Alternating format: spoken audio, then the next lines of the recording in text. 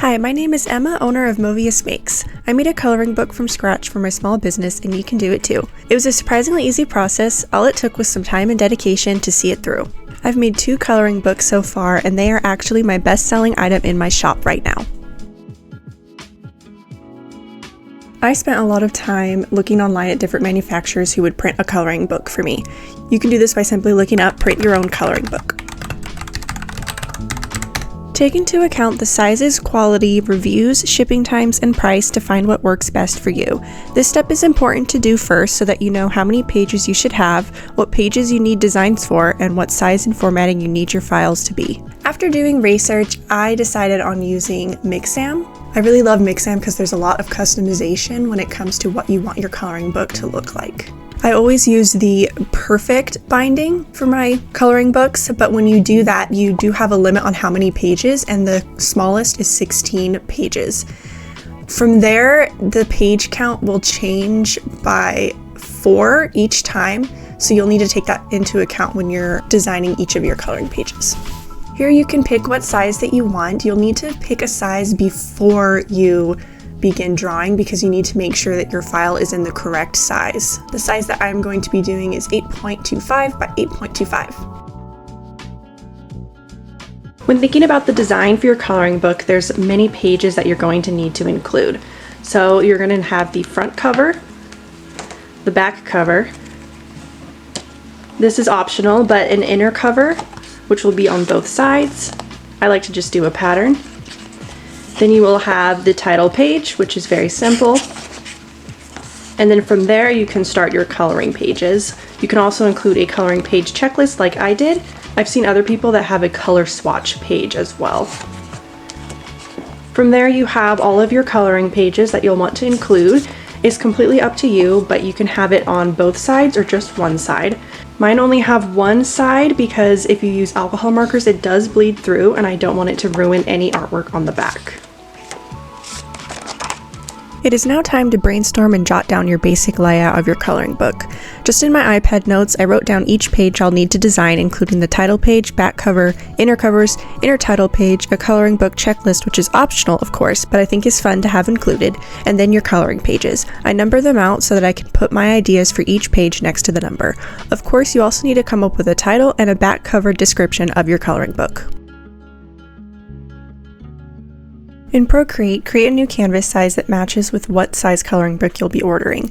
From there comes the fun part, which is sketching out the design for each of your coloring pages. To keep organized, title each different layer with a different sketch, either a number or a name coordinating to the sketch. After sketching, you'll need to create a layer on top of the sketch to begin adding the line art, the part that truly makes a coloring book. With coloring books, it is important to have a solid line, so I use the monoline brush, which is included in Procreate for free. Make sure to save the size of your brush so that each line stays the same size. Although this part is tedious and takes time, the hard part of sketching your ideas is over, so it is easy to relax into this part and just trace your lines.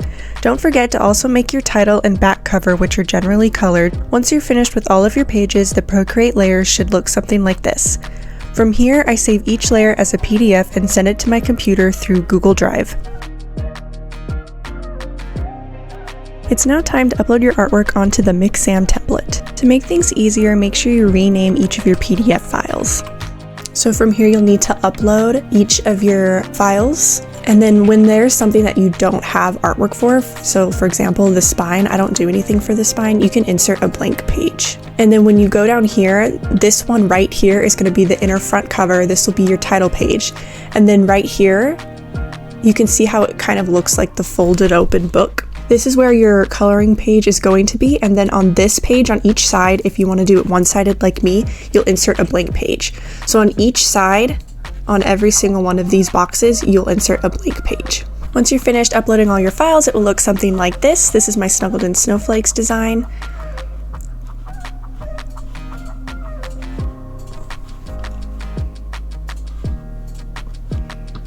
Make sure to include your inner back cover as well.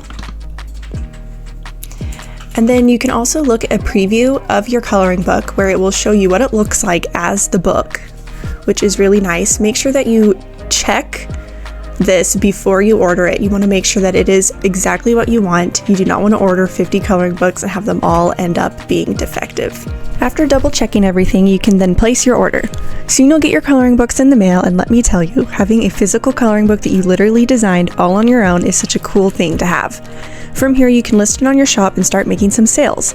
Of course, don't forget to keep one for yourself to color in for fun as well as to use for marketing. I hope that this video was helpful for any artists out there who want to start selling coloring books, and feel free to ask any questions about this process in the comments section. If you would like to have a tutorial on how I go about packing and shipping out my coloring books, please let me know. I also sell digital downloads of my coloring pages as well, so let me know if you would like a tutorial on that. As always, thank you so very much for watching, and please like this video if you enjoyed it and found it helpful. Thanks, and I'll see you next time. Bye!